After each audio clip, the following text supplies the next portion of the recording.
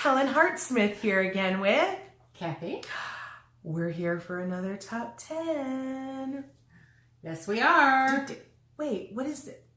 Why, look at this. It's a Mystics of Real Lore coffee mug. I got a Blue Ridge Parkway mug. We're having tea.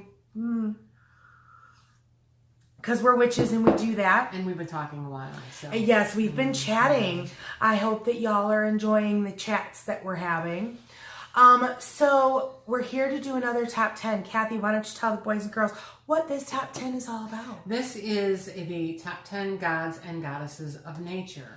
And it's not necessarily like all-time favorites. It's just 10 we came up with. Nope, it's the top 10. It's the first. Maybe we should call these top 10s the first 10s. First 10. These are the first 10s. Yeah. Right. And the third 10s. So yeah. It's the 10s, the 20s, the 30s. Right. And so I want to thank our Coven sister Crystal, because she's the one that gave us the idea of doing these top 10s that were god and goddess related. So thanks, these Chris. are gods and goddesses of nature. Yes. So did I say that before? Yes, you did. So let's get started. Okay. So the first god and or goddess on the list, because there's both, right, is Cernunnos. Mm-hmm. Some, I see you're getting twitchy over there. Some might say on how to pronounce this. Right, yeah. So I say Cernunnos, she says Cernunnos. Who knows? Who knows? We don't know. If you know, please message us. Well, I mean, it's not a big deal. It's like the Celts and the Celts. Which one is it? Exactly. Right. Speaking of, Cernunnos is a Celtic god, and he is actually a Celtic god of the hunt. He is also known as the horned god. He is a lot of the times depicted with very large, beautiful stag horns protruding from his head.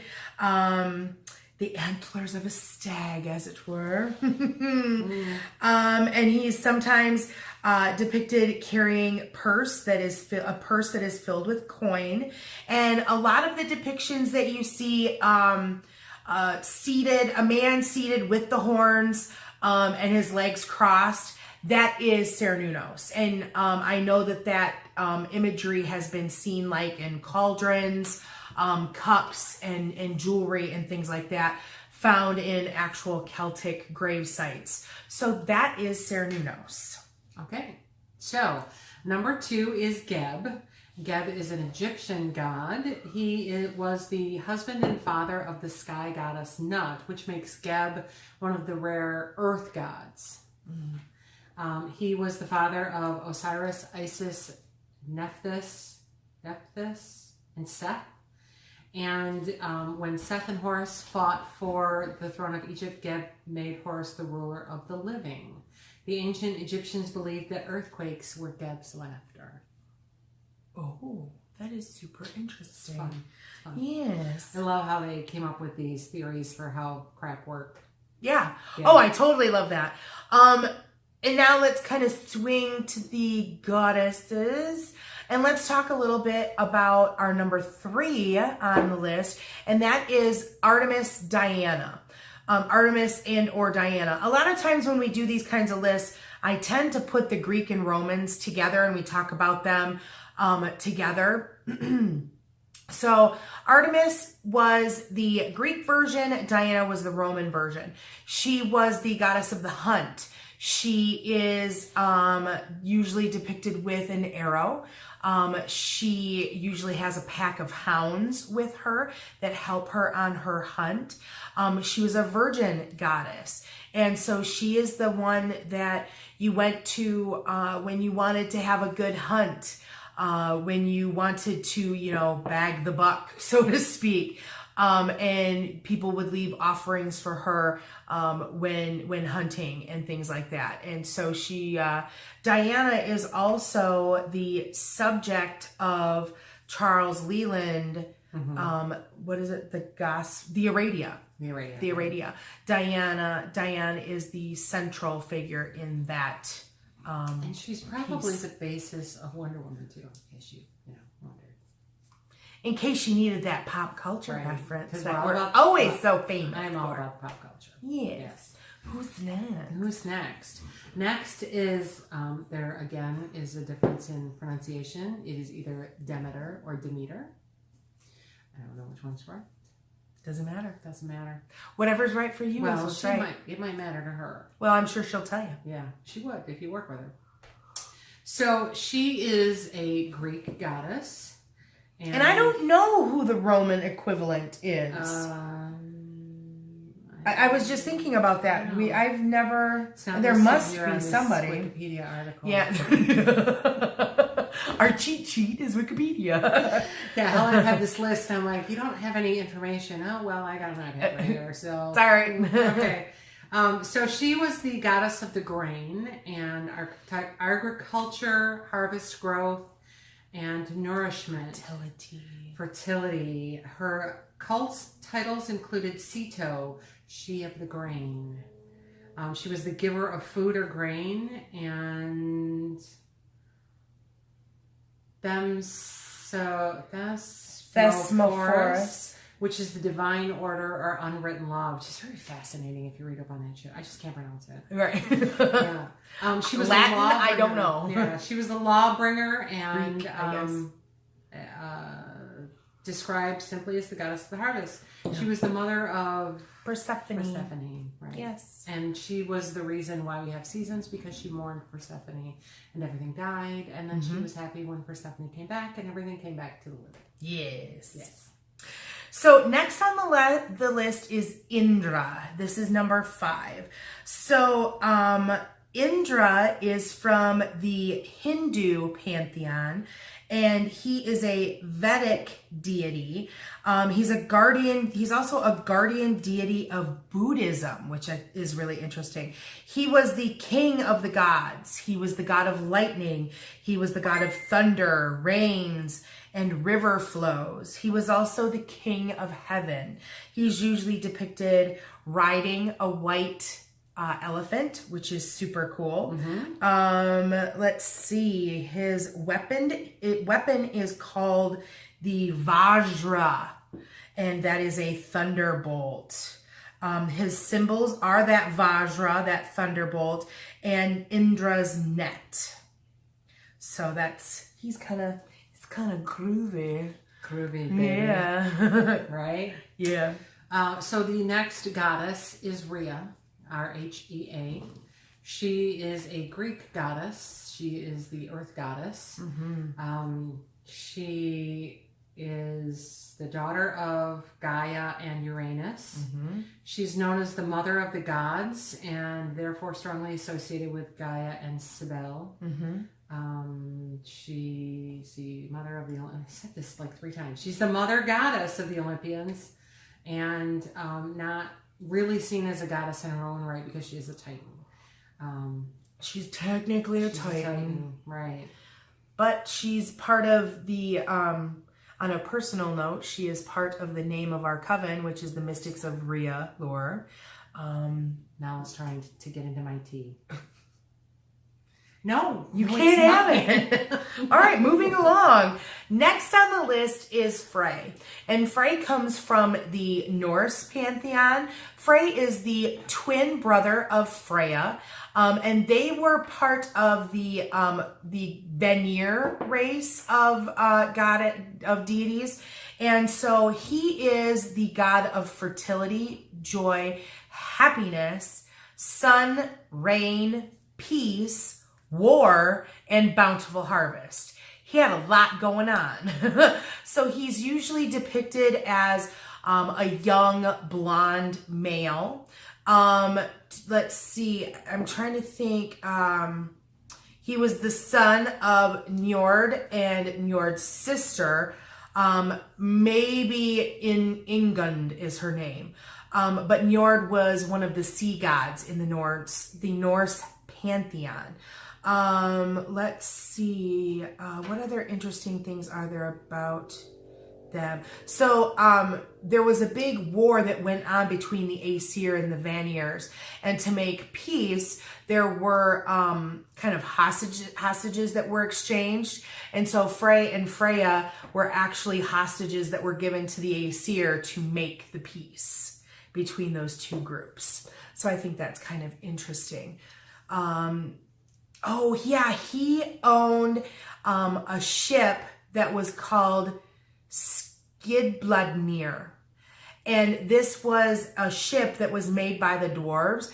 And this ship could sail on land, on the sea, or through the air. And you could actually, he could fold it up and take it with him. So I thought that's kind of cool.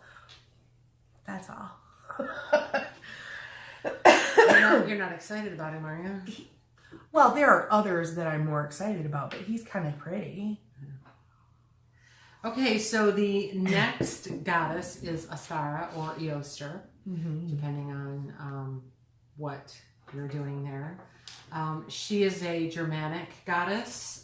She, of course, lends her name to the spring Sabbath of Eoster or Ostar. She heralds the beginning of spring. She is a maiden goddess full of potential, representing opportunity of growth and rebirth after the stagnation of winter. In Germany, they light bonfires for her in the spring. She has a lot of similarities to the Nordic fertility goddess Freya, Frigg and Freya. Her symbols are the hare and egg, because they are also symbols of fertility. And we always read a really cool story about her at Ostara. We do. So, yeah. One of these days we'll have to have Joy record it and we'll post it. That would be cute. Oh, and another point of interest is that if you want to think about what does Ostara look like, just think Kristen Chenoweth if you're an American Gods fan. Oh. Pop culture. Right? Number 9 on our list is Hearn. Now, some think of Hearn as a Germanic deity, but he's kind of considered part of English folklore or maybe a Welsh pantheon. Hearn is also known as Hearn the Hunter, and he is a ghost that is associated with the Windsor Forest and the Great Park in the English countryside of Berkshire. He is said to naturally have antlers upon his head. So some people kind of put him and Cernunnos together as either the same or, kind of having the same qualities and things like that. But he rides a horse. He likes to torment cattle and rattle chains and generally kind of scare people in the forest. Because he's a ghost. Right. The earliest... Is he associated with the Wild Hunt? I believe so. Yes. I think he's the leader of the Wild Hunt. That does seem familiar to me. So he's actually mentioned in Shakespeare's play, The Merry Wives of Windsor. And it's impossible to know how accurately or to what degree Shakespeare may have incorporated a real local legend into this work, though there have been several later attempts to connect Hearn to historical figures, pagan deities, or ancient archetypes. Now, I think of Hearn as a deity. I don't think of him as something straight up just from fiction. I think that I put him and Cernunnos together. They kind of do the same things. Well, because he protects that park. Over time, myths become, stories become myths, becomes legends, so somebody who was a warrior becomes a god in later myths. And exactly. It's really hard thousands of years later to go back and find where the origin of this came, especially in cultures that didn't have a written language. Right. Exactly. Right. Yeah. So, he's there is actually an oak tree, if I remember correctly. There's an oak that still exists in that forest that is considered Hearn's oak or something along those lines. Interesting. So, and it may have been lost. Yeah, the tree was felled in 1796. Bastards. And then in 1838, Edward Jesse claimed that a different tree in the avenue was the real Hearns oak, and this gained in popularity, especially with Queen Victoria. But alas, that tree was blown down in 1863, and Victoria had another tree planted at the same site. Gotta keep up those traditions. Oh my gosh. So the Queen's tree was removed in 1906. This is sad. When the avenue was replanted. One of the new oaks planted in 1906 is currently given the title of Hearns oak. So there is a Hearns oak that still exists. It just might not be the original. It might be like Hearns oak the 4th. Well, it's like the relighting the flame. Right. Yeah. And the fact of the matter is that it still exists. And so that's... People still call it that. People are still longing for that kind of connection. Exactly. Right. Exactly. So, there's Hearn. So, the last one is Ayah. Ayah? I'm hoping it's Ayah. Ayah? Okay. Yeah, there's no pronunciation on the site. So, Ayah. You've got Ayah. This is Ayah. So, which one? Ayah or Ayah. Look, there we go. See, if I only had my glasses on, I would be able to. It would be so much easier for her to do this. So much easier. So, this rickety show we got going on here. So your spreadsheet says it's an African Orisha, but this website says it's Akkadian. And I don't know what the difference is. I mean, I think Akkadian. Well, I mean, it's from Africa, right? So right. So Ayah was a goddess that developed from the Sumerian goddess Charita, the consort of Utu. Okay, this is just good. Put the glasses on. Got it. Charita was one of the oldest Mesopotamian gods, and she was called Ayah as a popular personal name during the Third period, making her among the oldest Semitic deities known in the region. She was syncretized into a subordinate role as an aspect of the sun alongside other less powerful solar deities, and took on the role of Utu's consort. So she was associated with the rising sun and sexual love and youth. The Babylonians sometimes referred to her as Kaletu, the bride, and as such she was known as the wife of Shamash. I think you got somebody different, or Ayah or Ayah. Yeah, that's interesting that. Because I'm looking at another site that's saying she's a spirit of the forest, the animals within it, and herbal healers. She's a patron of the forest and all the animals within it. She holds the secrets of botany and is a master of potions and healing herbs. She passed this skill to the Yoruban people who practice her craft to this very day. I think this is an example of how myths and goddesses and gods shift and change. Depending on who gets conquered, what information gets spread across to where. Yeah, because the Ayah is from the Mesopotamian region, which is more Middle Eastern. So I think it's interesting and wonder, maybe given the fact where it's believed that man started, well, it's proven that, the human race started in Africa. I can see where maybe Ayah, AJA, started off, and then as people migrated, there's this need for medicines and things like that, and perhaps this Ayah morphed into Ayah in the Akkadian area. It's very possible. And that's why they're still linked together with spellings. Right. It's very interesting. Very possible. Very, very interesting. So good example of how the gods and goddesses move and morph as they spread across the globe in time. Yeah. So, but definitely an interesting, interesting little development here on the top 10. Right. How's that? So that's the top 10. That's 10. So if you learned something, please give us a thumbs liked up. it. If you want us to continue doing these types, of top 10 subjects where we talk about, specific deity types, like different archetypes. Give us some suggestions. I think it's kind of fun. Right. So if you haven't done so already, please subscribe to the channel. And if you have subscribed, thank you for subscribing. It's really cool to see everybody kind of building a little community here on the channel. Right. And I'm happy to see it.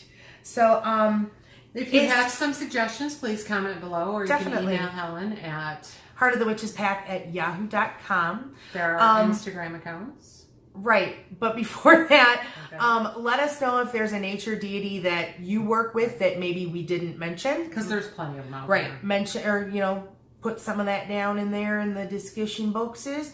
Yes, Instagrams. I'm at Heart of the Witch's Path, and Kathy's at Slays Vamps. Definitely. And There's a Facebook a group. Facebook There's a Facebook page. page. It's not a group, it's No, a page. It's a page. So go like it. There is a link in the description box below.